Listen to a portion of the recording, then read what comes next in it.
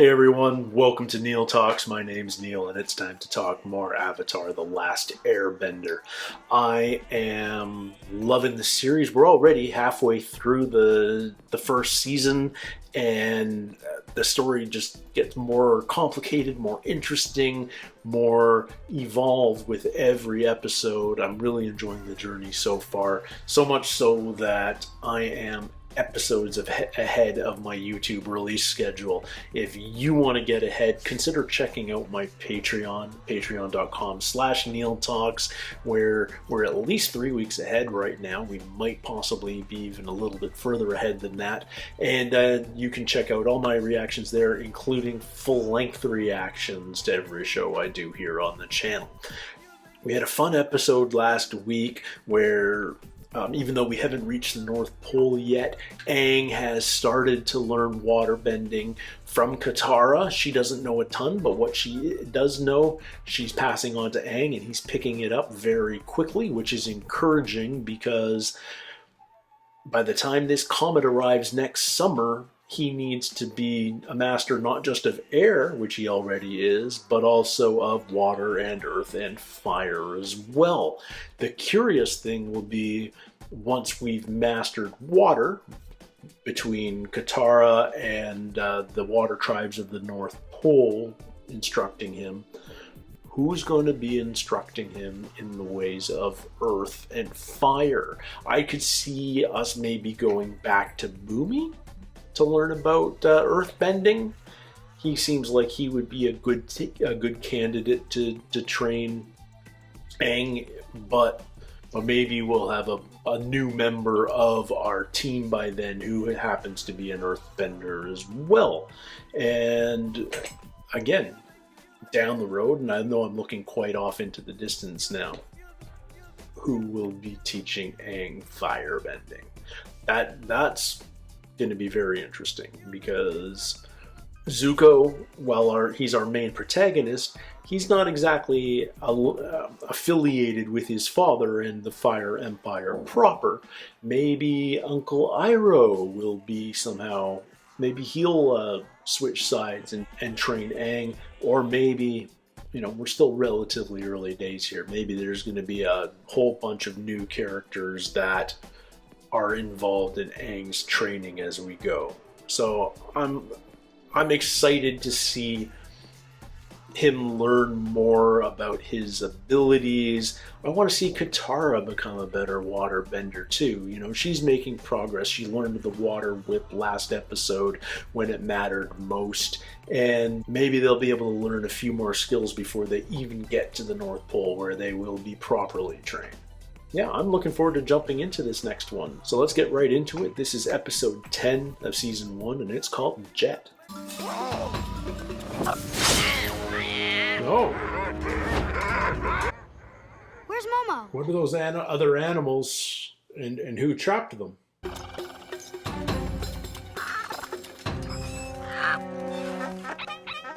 This is gonna take forever. Uh-oh. That works. Does it though? Oh, okay. They like baboons? No flying this time.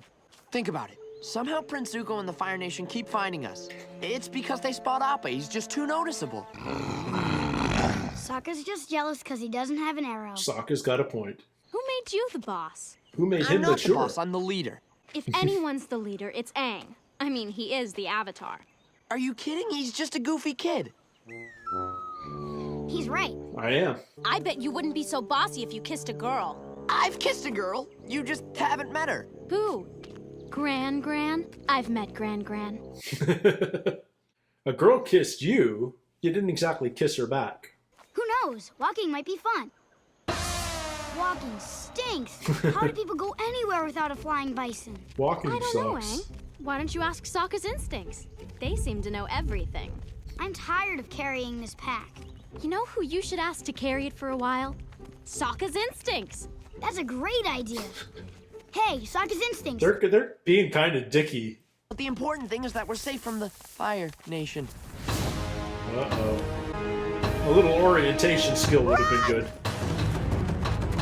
And then they ditched all their stuff. We're cut off! Sokka, And you're on sure. fire. Okay. If you let us pass, we promise not to hurt you. You promise not to hurt us? Nice work, Sokka. How'd you do that? Instinct?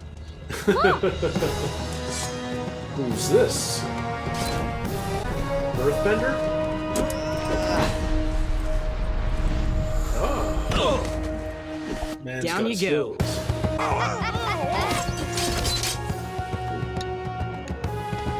I'm getting kind of a Robin Hood, Peter Pan vibe here. Hey, he was mine! Gotta be quicker next time. And he does it all with a blade of grass in his teeth. Ow.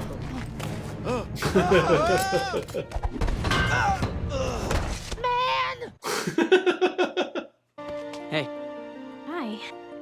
my name is Jet, and these are my freedom fighters. Okay. Sneers, Longshot, Smellerbee, the Duke, and Pipsqueak. Maybe a little Bad Batchy, too. We're lucky you were there. We were relying on instincts. You'll get yourself killed doing that. These barrels are filled with blasting jelly. That's a great score. And these boxes are filled with jelly candy.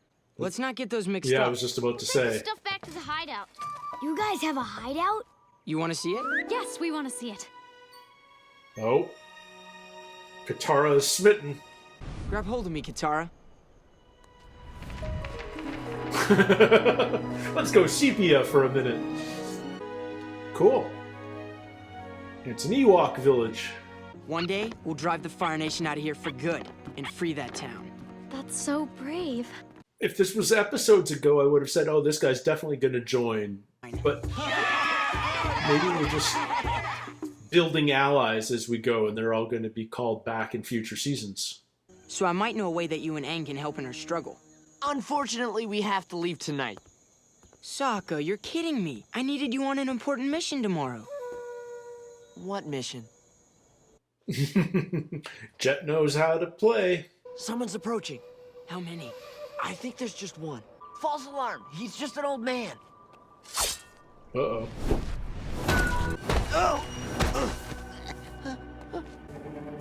Now they're a little ominous and intimidating. Have mercy. Does the Fire Nation let people go? Does the Fire Nation have mercy? Jet, he's just an old man. This doesn't feel right. It's what has to be done. Now let's get out of here. Man, this is, like, a lot more Come on, Sokka. nuanced. Sokka, you told them what happened, but you didn't mention that the guy was Fire Nation? No, he conveniently left that part out. He was an assassin, Sokka.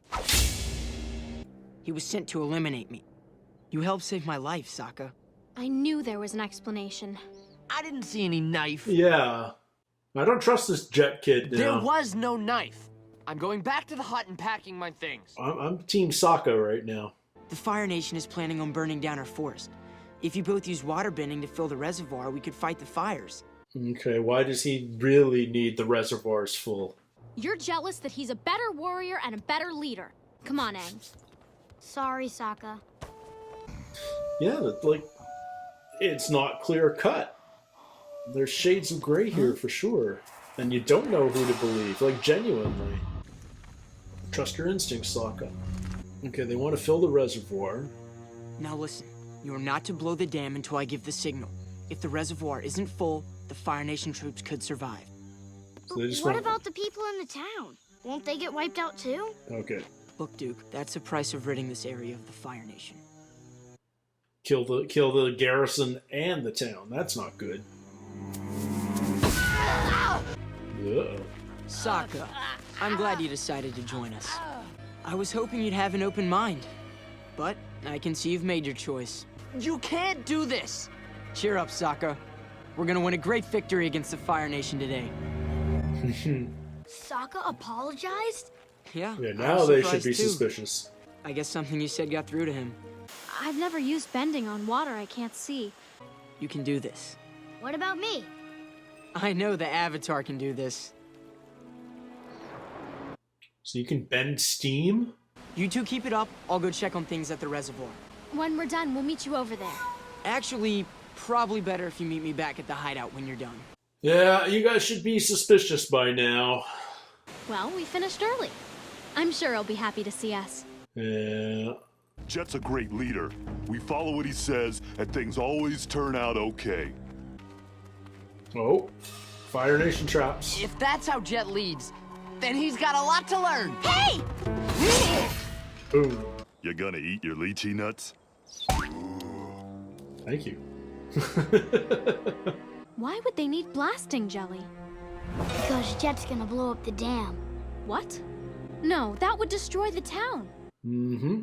Jet wouldn't do that. Yeah, and who knows? Oh. Yes, I would. Think about what the Fire Nation did to your mother. We can't let them do that to anyone else ever again. This isn't the answer. So find a way I to want take you out to the garrison understand me, without the Katara. town, too. I thought your brother would understand, but Where's Sokka? Katara.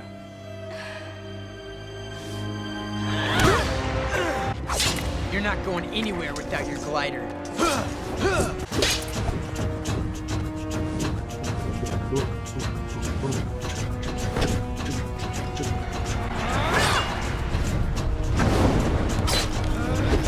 They animate the action so well in this show. I'm really impressed with the action scenes. Like, they don't skip it. They really invest in the dynamics. Beautiful painted scenery, too. Did you drop the glider? I think you did. Yeah.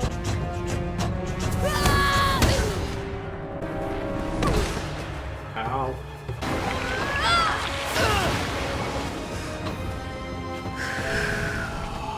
Oh. She can do ice, too. You lied to me. You're sick and I trusted you. What are you doing? Yeah, he's You're calling too in late. reinforcements. No. Time to blow the dam. Oh, it's broken. Come on, Sokka.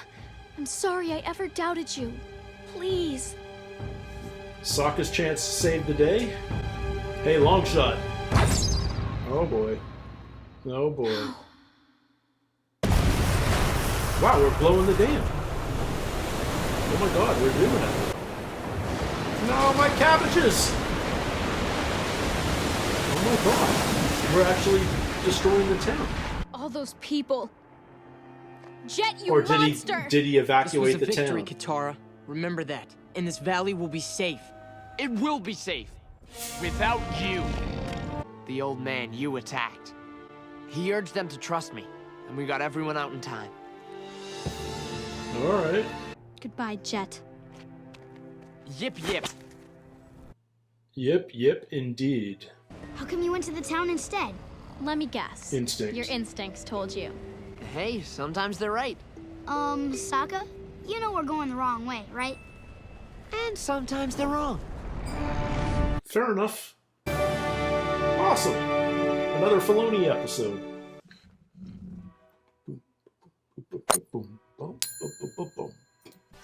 I love that we got a Sokka episode. I said early on that I hope we do more with Sokka than him just being the comic relief for the show. And yeah, he's definitely not perfect by any means, but he was the one that ended up saving the town this episode. So that's awesome. I like that we're not just discounting him as a contributing member of the team. And maybe this will be the episode that prompts Aang and even more so Katara into trusting Sokka a little bit more. But yeah, I'm actually really surprised by the nuance of this episode, because when we first meet Jet and his gang, they've got a very familiar vibe to us. You know, it's a band of outlaws doing good, living in the forest. You know, it's got that Robin Hood vibe. It's got a little bit of that Bad Batch feel, you know. A bunch of misfits doing criminal things, but for the right reasons. And then we realize that's not actually the case. That Jet's so damaged by the war and all the loss that everyone in his team has suffered, that he's no longer concerned about the collateral damage that taking out the Fire Nation may incur. And it's more important to wipe that Fire Nation garrison out of the valley than saving the town. If the town has to be destroyed, so be it. But that cost, you have to say that cost is too high. But that's a real consideration in war. How much collateral damage are you willing to accept? How many innocent lives lost justifies the good of wiping out the enemy?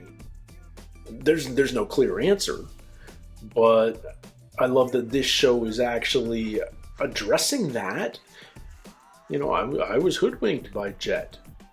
There were a surprising number of turns in that episode as far as the plot was going, considering, again, we're dealing with 22 minutes of story here. Really taut storytelling. There's so much in each episode, from, you know, just introducing new characters to advancing the plot to having twists and turns. Even the ending was a twist ending, because we thought that Aang and Katara would manage to save the day. They managed to stop Jet in time, but that wasn't enough to stop the dam from being blown. And then we see the flood happen, the town get wiped out. And, you know, it's interesting, because this show, I don't think it's actually shown any death yet. You know, we've seen battle, we've seen people being, you know, like when Jet and his team swooped in on that garrison at the start of the episode, they knocked them out, they beat them off, the Fire Nation ran away. There weren't dead bodies on the ground afterwards, and I feel like that's been the nature of all the conflicts we've seen so far. So it doesn't surprise me that we didn't see dead bodies when the town got flooded. It was symbolic. You know, you see the doll floating by. We see the cabbage cart getting knocked over. The freaking cabbages. So then it's a turn when you realize, oh, Sokka actually did save the day. He just did it in a way that we didn't anticipate. I appreciate that level of nuance in storytelling, especially in storytelling that's ostensibly directed at kids. Because I think a younger audience can get that. That's not too complicated. It's just unexpected. And that's a sign of good storytelling, is subverting expectation. And even if you're a kid of like 6 or 8 years old, you've consumed so much story in your life already that you have expectations in a story. And if you can subvert a kid's expectation, then that's just as valuable as subverting that of a more experienced audience. Anyway, I thought this was a lot of fun, this episode. I'm really impressed. I can't wait for more. Can't wait to see you guys next week. But in the meantime, I'd love to hear your comments about this episode. And until next time, everybody, take care, stay healthy, and we'll see you soon. Cheers.